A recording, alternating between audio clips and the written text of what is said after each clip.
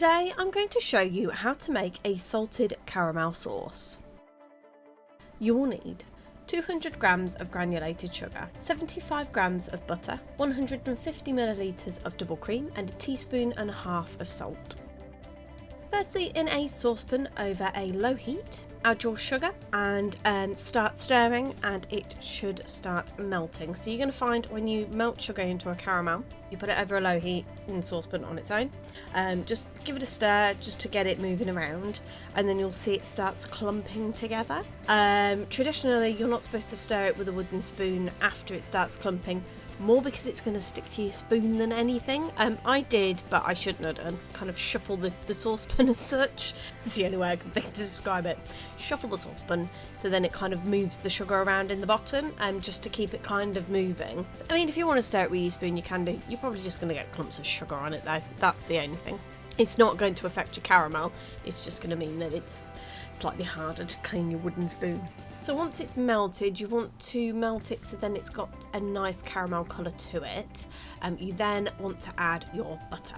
So ideally with your butter and your cream, you want to have them at room temperature, purely because if you're going to add cold butter and cold cream to your caramel, it's going to froth up because of the temperature difference, and you might find that it comes out the sides of your saucepan. So I just leave it to go to room temperature. It's still going to froth, it just won't be as bad. So melt your butter into your caramel, just really stirring it as it melts. And then once it's all combined, you then want to add your cream in, and again stir it really well, and it should combine. Again, it is going to slightly expand and bubble, and that is just because of the temperature difference. But yeah, just keep stirring it until it's all combined together. Then you want to add in your salt, and again give it a really good stir until it's all well combined. You want to leave your caramel on a low heat for anywhere between 2 to 5 minutes, depending on how thick you want your caramel. So for myself, I left it for 5 minutes because I wanted a really thick caramel, because I was actually adding it to a buttercream.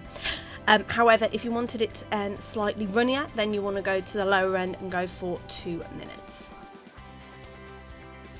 Then once it's thickened, you just want to pour this into a couple of jars, and then you want to allow it to cool, or you can use it straight away on a dessert or anything that you want. Like I say, I used mine for buttercream, so I let it cool completely and then added it to my buttercream.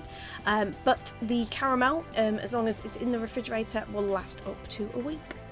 And if you are storing it in the fridge for further use and you want to warm it up so then it is either warm or slightly runny, pop your jar into the microwave, not including the lid because the lid is metal in my case. But if you are using your own, then you want to put it into a microwavable container, I should say.